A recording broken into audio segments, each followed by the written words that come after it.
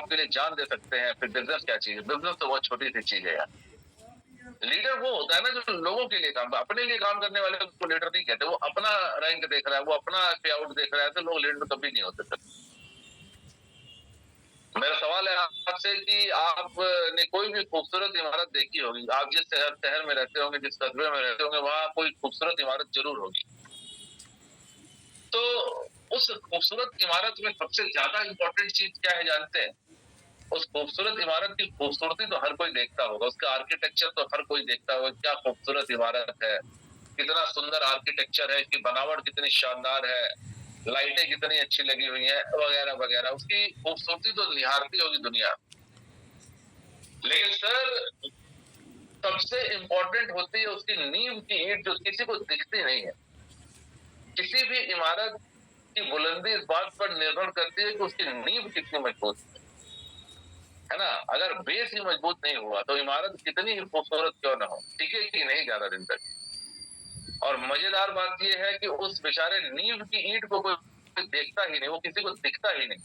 वो बेचारा जमीन के नीचे अंधेरे में उस इमारत का बोझ उठाए खड़ा है, जिसको कोई तारीफ नहीं कर रहा है, जिसको कोई इसकी खूबसूरती की मिसाल नहीं दे रहा। लेकिन इम्पोर्टेंट वही है।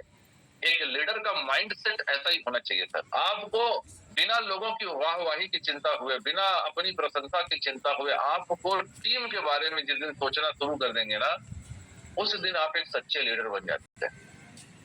आपको टीम के बारे में सोचना है ना। दो तरह के लीडर होते हैं डायरेक्ट कलीग के अंदर, एक बातें करने वाले लीडर होते हैं और एक बोझ उठाने वाले लीडर होते हैं। बातें करने वाले लीडर आपको बहुत मिलेंगे, पॉलिटिशियंस मिलेंगे जो बहुत लंबी लंबी बातें करते हैं, ये वादे करते हैं, वो वादे करते हैं, बातें करते हैं, लेकिन उन वादों को पूरा कभी करने की जहमत नहीं उठाते हो। दोस्त, अगर आप जीवन में सफल होना चाहते हैं, अगर आप चाहते हैं कि दुनिया में लोग आपको प्यार करें, आपके दुनिया से चले जाने के बाद भी लोग आपको प्यार करें। देखिए, ये कटु सत्य है कि दुनिया में जो आया है वो जाएगा। मैं आप हम सब एक दिन इस दुनिया को छोड़ के चले जाएंगे, है ना। हमारे जाने के बाद लोग हमें कैसे याद रखते हैं, ये हमें तय करना है आज। एक दिन जब हम इस दुनिया को छोड़कर चले जाएंगे तो लोग हमारे बारे में कैसी बातें करेंगे। ये कैसा आदमी था यार, ये अपने बारे में सोचता था, स्वार्थी था, या ये लोगों के लिए सोचता था, लोग कहेंगे ना। तो माइंडसेट ऑफ ए लीडर यही होता है सर। आप बातें करने वाले लीडर मत बनिए सर, आप बोझ उठाने वाले लीडर बनिए। आप नींव का वो ईंट बनिए जिसको कोई देखता ना हो, जिसे कोई लालसा नहीं है कि कोई मेरी भी तारीफ करे। वो मिट्टी के अंदर दबा हुआ अंधेरे में चुपचाप उस इमारत का बोझ उठाए खड़ा रहता है, जिसकी तारीफ दुनिया करती है। आप अगर बोझ उठाने वाले लीडर बन सकते हैं ना सर, तो आप इस बिजनेस में झंडे गाड़ सकते हैं। आपको वो सारी चीजें मिल जाएंगी जिससे कभी आपने ख्वाब ख्याल में सोचा भी होगा आप। लेकिन इसके विपरीत लोग ये करते हैं कि ठीक वो अपने बारे में सोचते हैं कि मेरा बिजनेस चल जाए, मेरी सीसी आ जाए, मेरा रैंक क्वालिफाई हो जाए, मैं इंटरनेशनल ट्रिप पर चला जाऊं। अगर आप अपने बारे में सोचते हैं सर, तो आप एक अच्छे लीडर नहीं। अगर आप इस बिजनेस में लंबे समय तक टिके रहना चाहते हैं दोस्त, तो आपको अपने टीम के बारे में, अपने ग्रो लाइन के बारे में आपको सबसे पहले सोचना होगा। आपको सोचना होगा टीम में लोगों को कैसे क्वालिफाई कराएं, किसी का रिट्रीट कैसे क्वालिफाई करा दे, किसी का डायरेक्टर 500 कैसे क्वालिफाई करा। जब आप लोगों के बारे में सोचते हैं सर, तो आपका रैंक अपने आप काम करने, आपका रैंक अपने आप अपलिफ्ट होने लगता है। चीजें एक ही है। आप अपने बारे में सोचते हैं तो लोग भी अपने बारे में, आपकी टीम भी अपने बारे में सोचेगी। लेकिन जब आप टीम के बारे में सोचेंगे तो टीम आपके बारे में सोचेगी। इससे फैसला आपको करना है कि आपको कैसा लीडर बनना है। बातें करने वाला लीडर बनना चाहते हैं या बोझ उठाने वाला लीडर बनना चाहते हैं। आपका माइंडसेट हमेशा इस तरह का होना चाहिए कि आप अपने टीम के लिए काम करें, है ना। जब कभी कोई बड़ा जिंदगी में कोई सफलता हासिल हो, बिजनेस में सफलता हासिल हो, उसका क्रेडिट कभी खुद मत दीजिएगा, उसका क्रेडिट टीम को दीजिएगा। और कभी अगर कुछ गलत हो जाए टीम में तो उसकी जिम्मेदारी खुद उठाइएगा, क्योंकि आप एक लीडर हैं। एक लीडर हमेशा नैतिक जिम्मेदारी खुद उठाता है। जब कुछ सफलता होती है तो सफलता का श्रेय अपनी टीम को देता है, और जब कुछ गलत होता है तो उसकी नैतिक जिम्मेदारी, मोरल रिस्पॉन्सिबिलिटी वो खुद लेता है, राइट। ये एक सच्चे लीडर की पहचान होती है। एक लीडर का ये माइंडसेट होना चाहिए। ये बिजनेस लीडरशिप का बिजनेस है, भीड़ इकट्ठा करने का बिजनेस नहीं है। आप पहले खुद कितने अच्छे लीडर बन जाते हो और उसके बाद अपने खुद के जैसे कितने लीडर आप अपनी टीम में बना पाते हो, कितने रेप्लिकेट कर पाते हो, यही सारा भेद। अगर आपकी टीम में कोई लीडर ही नहीं बनाना, सिर्फ लोगों की भीड़ इकट्ठा हो गई, तो वो टीम कंसिस्टेंट नहीं रहेगी। लोग जिस तेजी से जुड़ेंगे उसी तेजी से वापस भी चले जाते हैं, क्योंकि बिजनेस में लगता कुछ नहीं है। लेकिन अगर लोगों को समझाना है, लोगों को रोकना है, तो आपको उनके अंदर लीडरशिप क्वालिटी डेवलप करनी पड़ेगी। और इसके लिए जरूरी है कि पहले आपको लीडर बनना पड़ेगा, क्योंकि डायरेक्ट सेलिंग में वही होता है जो आप करते हैं, जो आप कहते हैं वो कभी नहीं होता। आप खुद लीडर नहीं बनेंगे और आप चाहते हैं कि आपके नीचे के लोग लीडर बन जाए, तो ऐसा कभी नहीं होता। आप खुद लीडर बन जाइए, आपको देखकर कुछ लोग आपको फॉलो करके अपने आप लीडर बन जाते हैं सर। और अगर अभी तक की बात आपको समझ में आ गई है, तो आपका स्वागत है दोस्त रेनेटस वेलनेस में। आप एक एंटरप्रेन्योर बन चुके हैं, आपने अपना एंटरप्राइज शुरू किया है। Be an entrepreneur. Renatus wellness का बिजनेस शुरू किया आपने, है ना। आज की तारीख में एक फैंसी वर्ड है ये एंटरप्रेन्योर, आपने बहुत सुना होगा। आजकल सोशल मीडिया पे, इंटरनेट पे ये वर्ड बहुत लोग घिस रहे हैं आजकल। एंटरप्रेन्योर एंटरप्रेन्योर कहते हैं। What is entrepreneur? एक एंटरप्रेन्योर कौन होता है? जिसे अगर मैं हिंदी में कहूँ तो एंटरप्रेन्योर का मतलब होता है उद्यमी, जिसने अपना उद्यम शुरू किया हो, आपने अपना एंटरप्राइज शुरू किया। जो लोग अपना एंटरप्राइज शुरू करते हैं उन्हें एंटरप्रेन्योर कहते हैं, यानी जो अपना व्यवसाय शुरू करते हैं। अगर मैं और सरल भाषा में बताऊं तो, अगर आपने खुद का अपना स्टार्टअप शुरू किया है, खुद का अपना व्यवसाय शुरू किया है, तो आप एक, और आपको मुबारक, क्योंकि आपने रेनेटस वेलनेस का बिजनेस शुरू किया है, राइट। और ये आपका खुद का एंटरप्राइज है, आपने खुद ने शुरू किया है, आपको ये विरासत में तो नहीं मिली। आपको एंटरप्रेन्योर बनने की जरूरत है दोस्तों देश में। देखिए, मैं पूरी जिम्मेदारी के साथ और पूरे ईमानदारी से ये बात कहता हूँ कि मैं और आप इंडियन हैं, भारतीय हैं, और हमें भारतीय होने पे गर्व है। लेकिन सिर्फ भारतीय होने भर से हमारी जिम्मेदारी पूरी नहीं हो जाती। हम चूंकि भारतीय हैं, तो हमारे देश के प्रति भी हमारी कोई जिम्मेदारी होती होगी, है ना। हर जो सिटीजन ऑफ इंडिया है, हर भारतीय की अपने देश के प्रति कुछ न कुछ जिम्मेदारी तो होती होगी ना यार। लेकिन दिक्कत इस बात की है कि लोग अपनी खुद की जिम्मेदारी नहीं उठा पाते, तो देश की जिम्मेदारी क्या उठाएंगे। लेकिन अगर आप एक एंटरप्रेन्योर हैं, आपने स्टार्टअप किया है, तो आपके पास मौका है कि आप देश के लिए, समाज के लिए, सोसाइटी के लिए आप सर्व कर सकते हैं।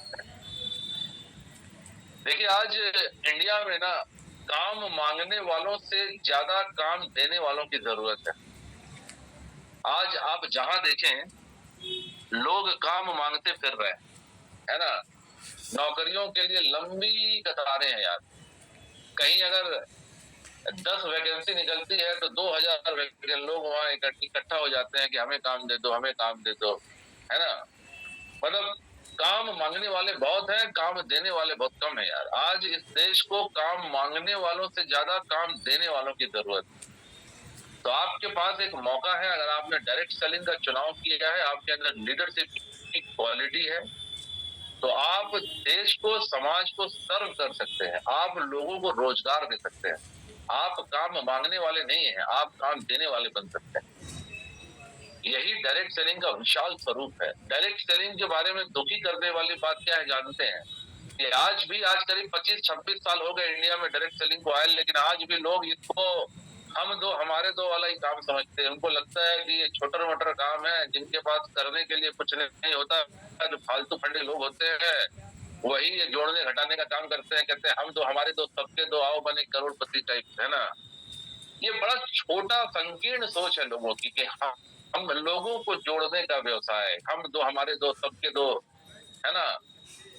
डायरेक्ट सेलिंग ये नहीं है सर। डायरेक्ट सेलिंग लोगों को रोजगार देने का काम, लोगों को आत्मनिर्भर बनाने का काम, कि इस बिजनेस में इतना पोटेंशियल है, इस बिजनेस में इतनी पावर है कि आप हजारों लाखों करोड़ों लोगों को अपना रोजगार दे सकते हैं। कि एक आदमी को आपने स्वावलंबी बनाया। कहते हैं कि अगर एक भूखा इंसान है और उसे आपने एक मछली खाने को दे दी, तो आपने उसे सिर्फ एक दिन का खाना दिया। लेकिन अगर उस इंसान को आपने मछली पकड़ना सिखा दिया, तो आपने उसको जिंदगी भर का खाना दे दिया। कि वो स्वावलंबी हो गया ना, वो तो आत्मनिर्भर हो गया, वो खुद ही मछली पकड़ेगा, वो खुद ही खाता रहेगा, जिंदगी बीत जाएगी उसकी। डायरेक्ट सेलिंग एक ऐसा बिजनेस मॉडल है जिसके अंदर आप लोगों को आत्मनिर्भर होने का तरीका बताते हैं। इस बिजनेस की खूबसूरती ये है कि यहाँ ना आपसे कोई एज पूछता है, ना आपका उम्र पूछता है, ना एजुकेशन पूछता है, ना आपका रंग पूछता है, कोई क्वालिटी नहीं पूछता। ये नहीं पूछता कि आप किस जाति के हैं, किस धर्म के हैं, आपका उम्र कितना है, आपने पढ़ाई कितनी करी है, कुछ नहीं पूछा जाता। इस बिजनेस में सिर्फ एक ही बात पूछी जाती है कि क्या आपके सपने हैं और आप उन सपनों को पूरा करने के लिए मेहनत कर सकते हैं क्या। अगर जवाब हाँ है तो आपका स्वागत है, आप डायरेक्ट सेलिंग में आ जाते हैं। और आप ईमानदारी के साथ अगर यहाँ साल 2 साल मेहनत करें तो आप अपने सपने तो पूरे करते ही करते हैं, आप अपने जैसे खुद के हजारों लोगों को रोजगार प्रदान कर सकते हैं। आज हमारे देश को इस बिजनेस मॉडल की बहुत जरूरत है यार, है ना।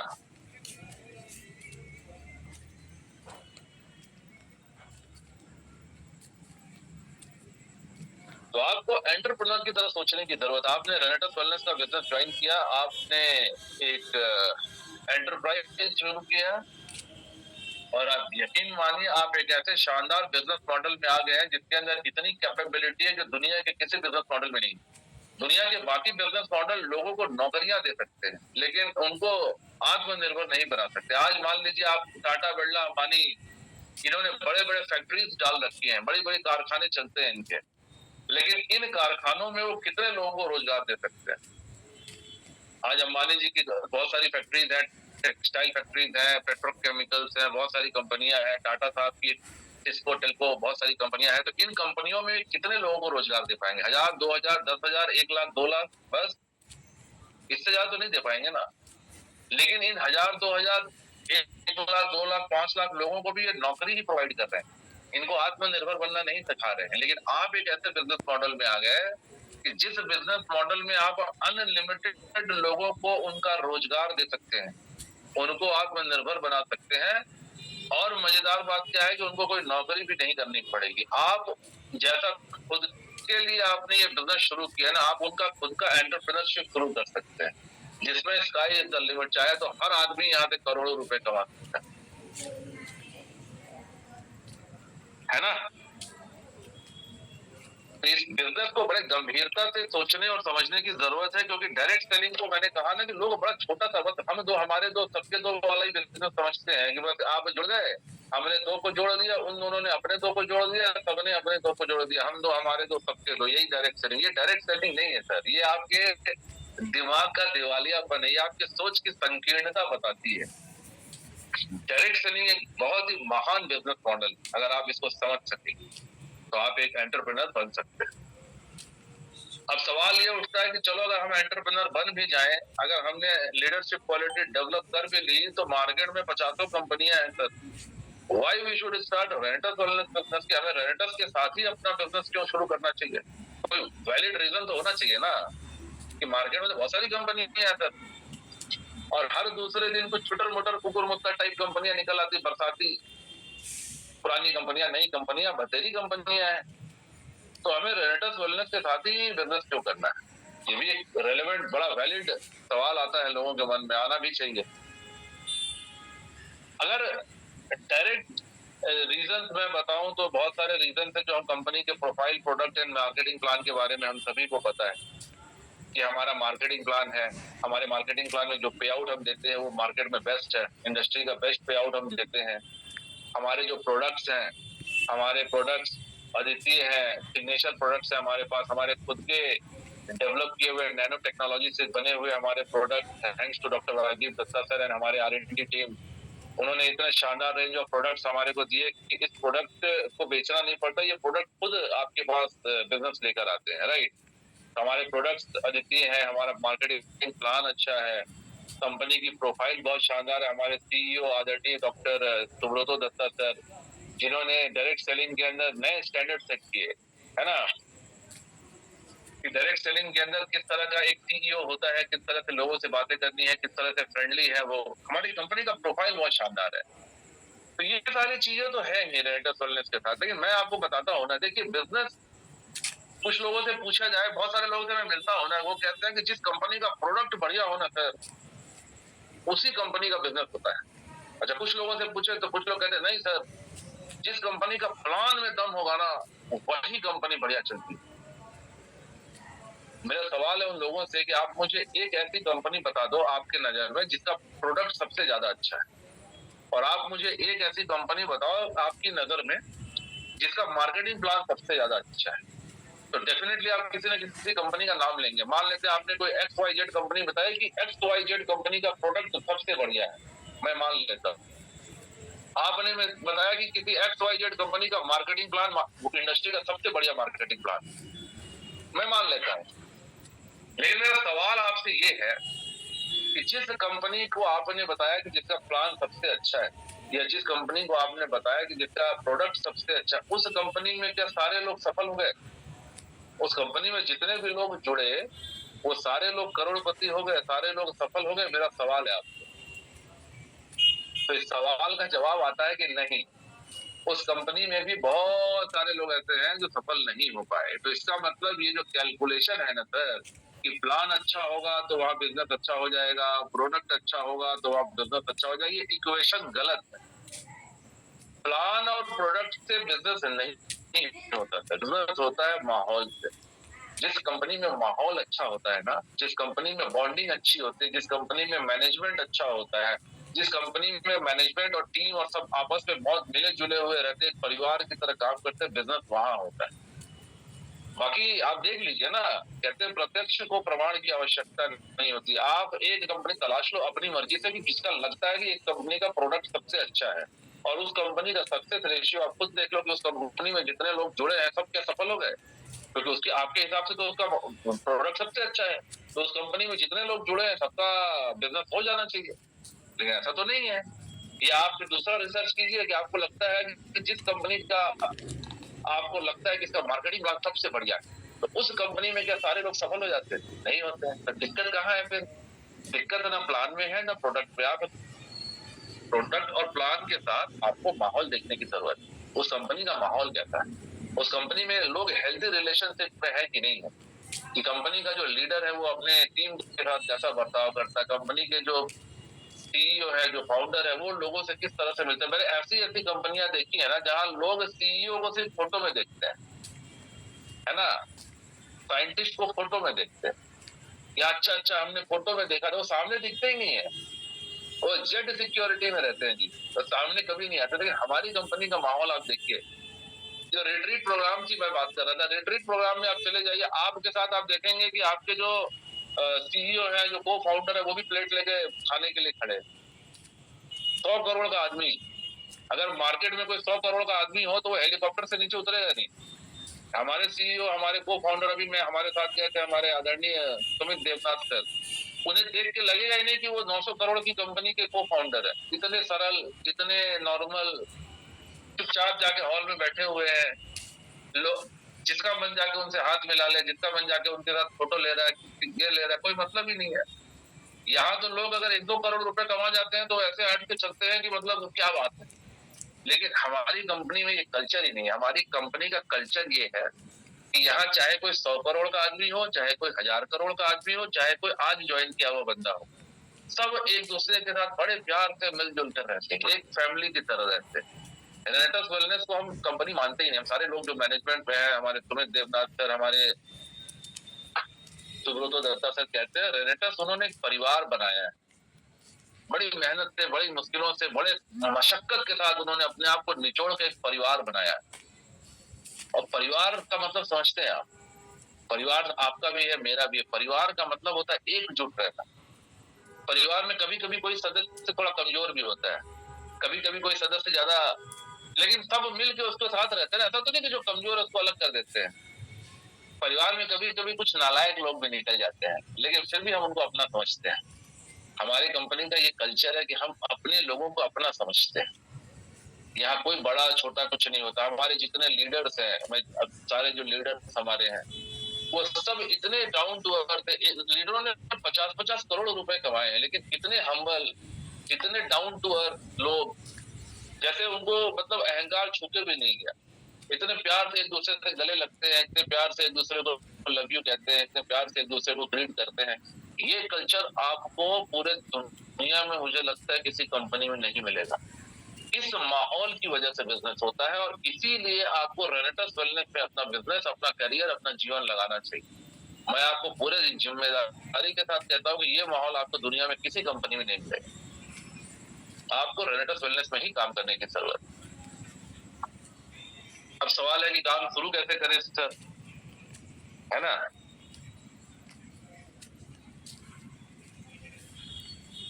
How to start the business. अब हर काम को करने के कुछ तरीके होते हैं।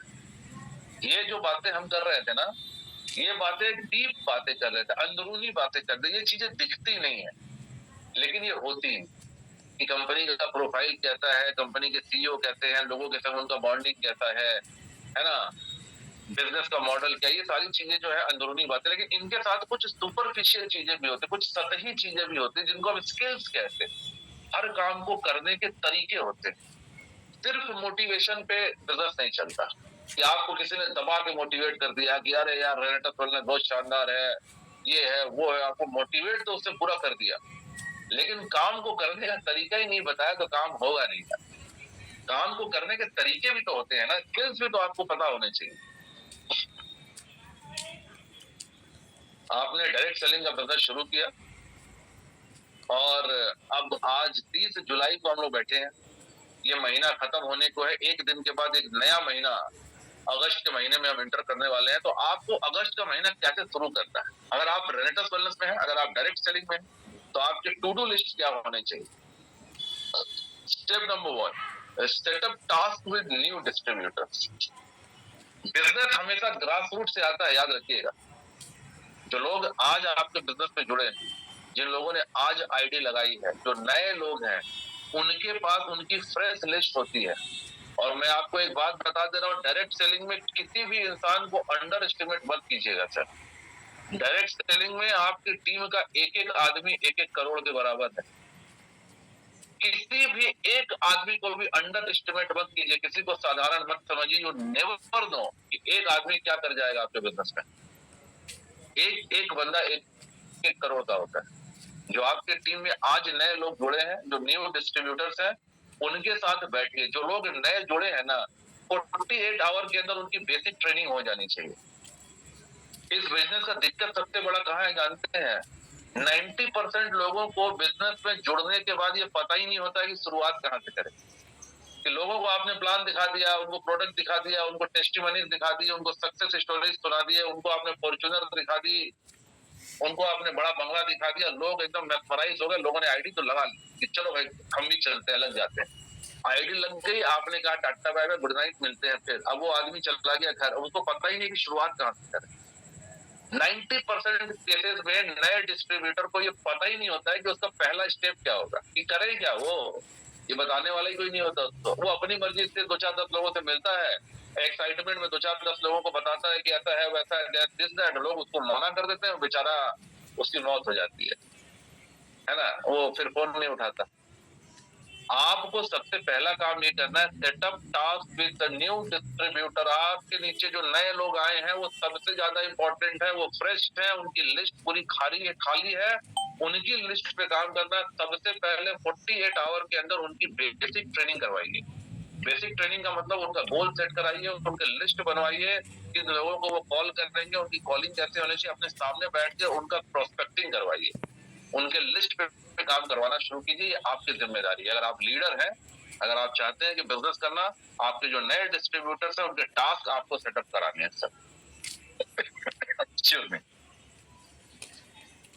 Step number 2, prepare a to do list to engage your business.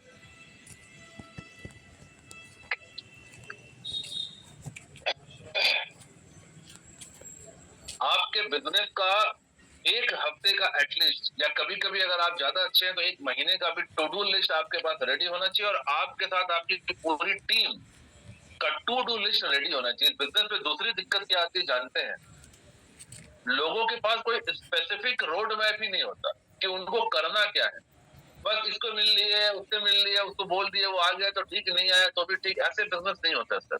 आपके पास एक टू डू लिस्ट होनी चाहिए। हर दिन जब आप सुबह उठते हैं ना, तो दिन भर का टू डू चार्ट आपके पास रेडी होना चाहिए कि आज मुझे 10 बजे किससे मिलना है, आज 12 बजे किससे मिलना है, आज किसकी फॉलो अप करनी है, आज किसको प्रोडक्ट देना है, आज किसको नए प्रोस्पेक्टिंग करनी है, आज किसको प्रेजेंटेशन है। सारा दिन का टू डू लिस्ट आपके पास और आपके एंटायर टीम के पास होना चाहिए। कहते हैं if you wake up early in the morning without a goal go back to sleep. अगर आप बिना गोल के सुबह उठ गए तो इससे अच्छा है कि जाके दोबारा सो जाइए, क्योंकि दिन तो ऐसे भी खराब होने वाला है, क्योंकि आपके पास कोई स्पेसिफिक गोल ही नहीं है कि आज दिन भर आप करेंगे क्या। आप सुबह उठ गए, अब आपको पता ही नहीं कि आज क्या करें। अब आप दिन में उठ के प्लान बनाएंगे, आज का दिन खराब हो जाएगा। आपको दिन आज जब सुबह अर्ली उठते हैं ना, तो उस दिन का टू डू लिस्ट आपके पास ऑलरेडी रेडी होना चाहिए, उस दिन का चार्ट आपके पास रेडी होना चाहिए कि आज मुझे सुबह किससे मिलना है, किसे प्रोडक्ट देनी है, किसको फॉलो अप करना है। ये डायरी आपको मेंटेन करनी पड़ेगी सर।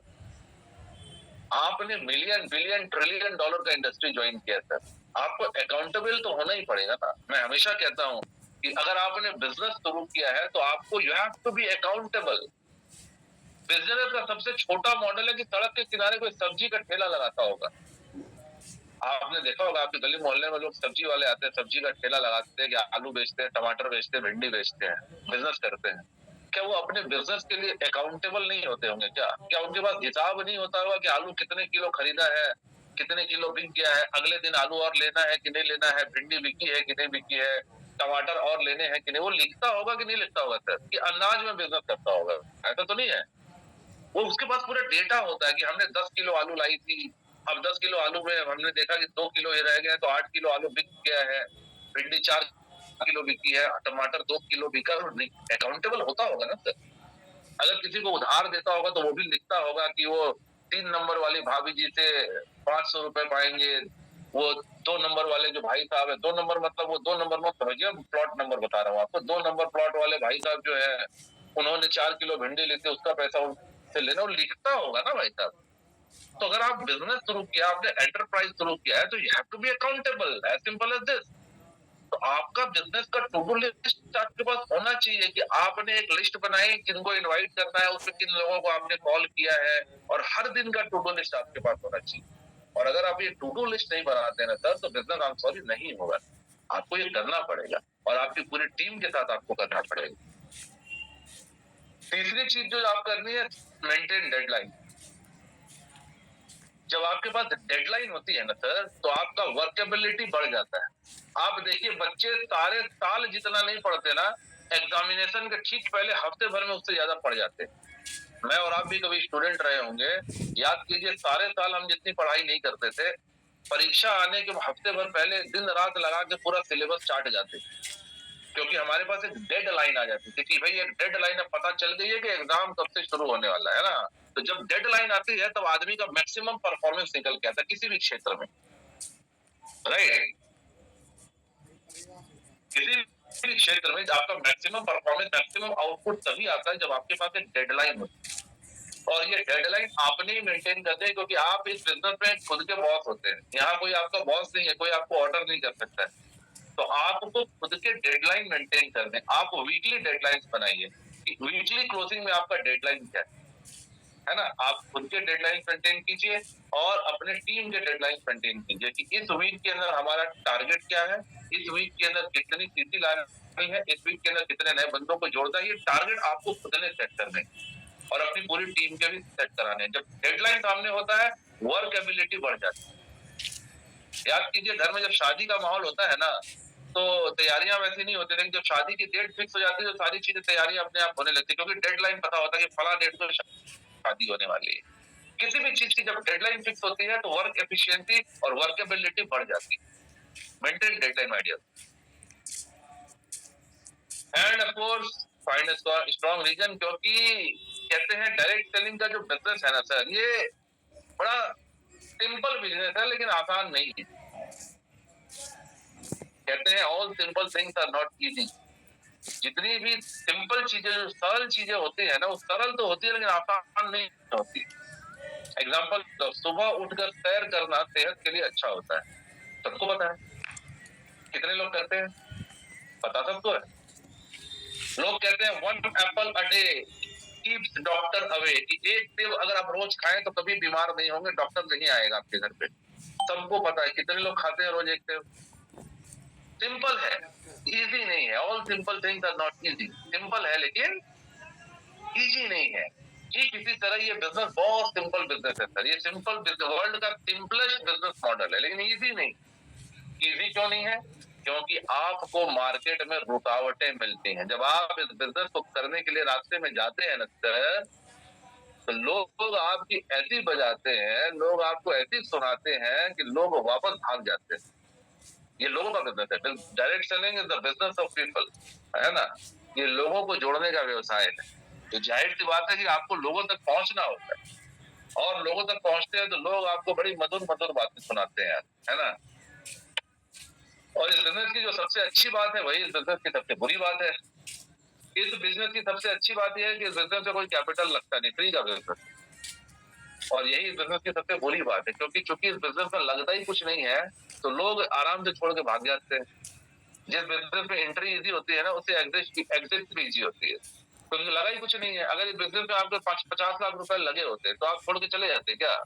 नहीं जाते। लेकिन बिजनेस में कुछ लगा ही नहीं है। आपने ज्वाइन किया, 32 सीसी 2 नोवा, एक खुद खाया, एक पत्नी को खिला दिया, पैसे बराबर, है ना। अब आपने 4 लोगों से मिले, 4 लोगों ने मजाक उड़ाया, आपने अपलाइन का फोन उठाना बंद कर दिया। आपने बोले छोड़ो हटाओ यार, फालतू फंड का काम है, पैसे जो लगाए थे तो वसूल हो गए।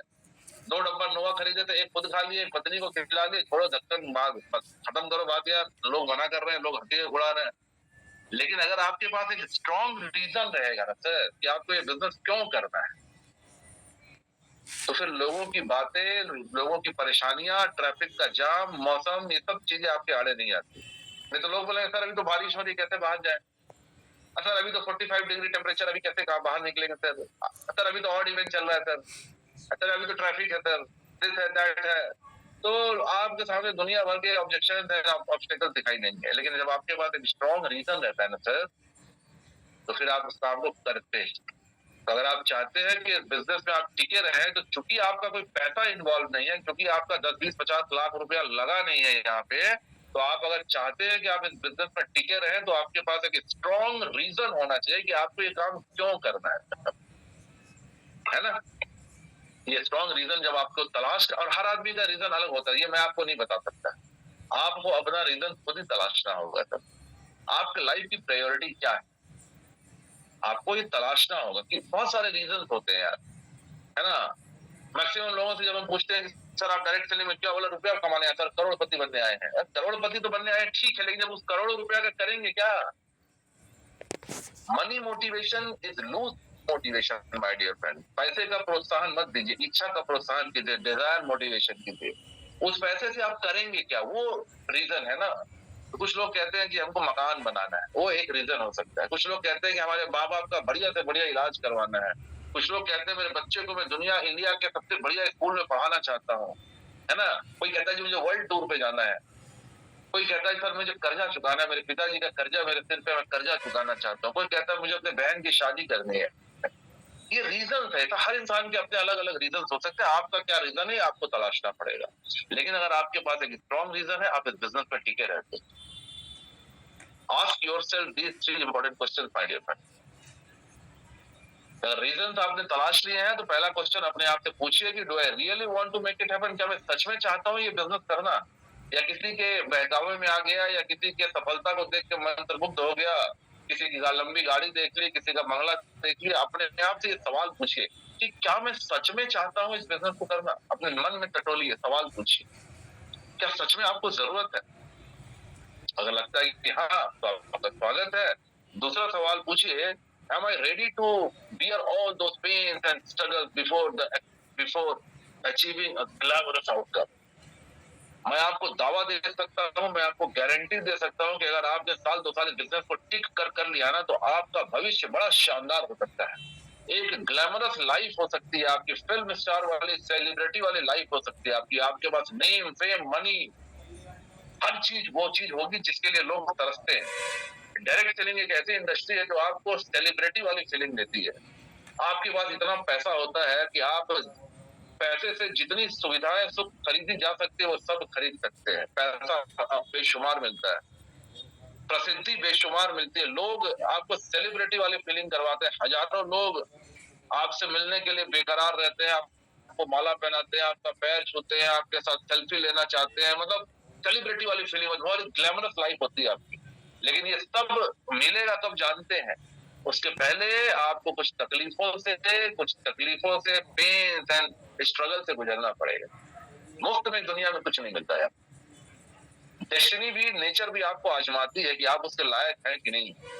तो अपने आप से ये सवाल पूछिए कि उस सफलता के सुनहरे दौर तक पहुंचने के पहले जो रास्ते में रुकावटें आएंगी, जो तकलीफें, जो दर्द होगा, मैं क्या उसे सहने के लिए तत्पर हूँ? मैं क्या सहने के लिए तैयार हूँ? क्योंकि तकलीफें अगर आप सहने के लिए मेंटली पहले से तैयार हो जाएंगे ना, तो फिर तकलीफें कम लगने लगती। मतलब आप उम्मीद करके जाओ कहीं रसगुल्ला मिलने वाला खाने के लिए, और आपको रसगुल्ला ना मिले तो आपको दिक्कत है। फिर मतलब आप सोच के गए कि बिरयानी खाने को मिलेगी और मिल गया आपको चावल, तो आपको तकलीफ होगी। लेकिन आप पहले ही सोच के गए कि खाने को कुछ नहीं मिलने वाला, सारा दिन आज मुझे भूखा रहना, और वहां अगर सूखा चावल भी मिल जाए ना, तो आपको अच्छा लगेगा, यार मैं तो एक्सपेक्ट कर ही नहीं रहा था कि मुझे कुछ मिलेगा, तो मुझे तो चावल मिल गया, कम चलो ठीक है। तो आपने अगर पहले ही एक्सेप्ट, मतलब अपने आप को मेंटली रेडी कर लिया कि मुझे बहुत तकलीफ होने वाली है, लोग मुझे भर भर के सुनाने वाले हैं, बहुत मेहनत करने वाले हैं, 45 डिग्री के टेम्परेचर में मुझे लोगों तक पहुंचना पड़ेगा, तकलीफ होगी। जब आप अपने आप को मेंटली प्रिपेयर कर लेते हैं ना, तो फिर ये तकलीफें छोटी लगने लगती, क्योंकि आपने अपने आप को मेंटली प्रिपेयर कर लिया। तो अपने, और अगर आपने ये कर लिया ना, फिर मैं आपको गारंटी पेपर पे लिख के दे सकता हूँ कि आपका भविष्य सुनहरा हो सकता है, जो कभी आपने नहीं सोचा हो, इतना शानदार भविष्य हो सकता है। लेकिन अपने आप को रेडी कीजिए चैलेंजेस के लिए, पेन्स के लिए, स्ट्रगल्स के लिए। अगर आप रेडी हैं तो एक बड़ा सुनहरा भविष्य आपका इंतजार कर रहा है। It is not important to determine the ultimate result. Rather, the real challenge is to accept all those sacrifices required to achieve my goal. Am I ready for it, my dear friend? कि क्या मैं sacrifice करने के लिए तैयार हूँ? जब बात सफलता की आती है, तो सफलता की बात पे बिना सेक्रीफाइस के सफलता कभी नहीं मिली, किसी को नहीं मिलेगी, मिलेगी।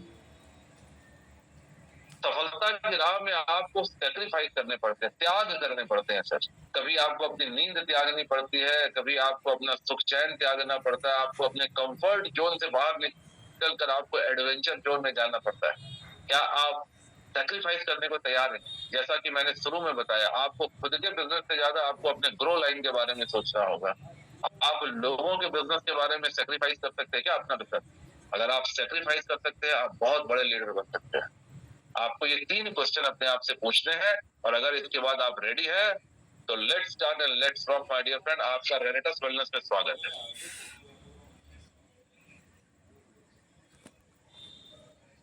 राइट,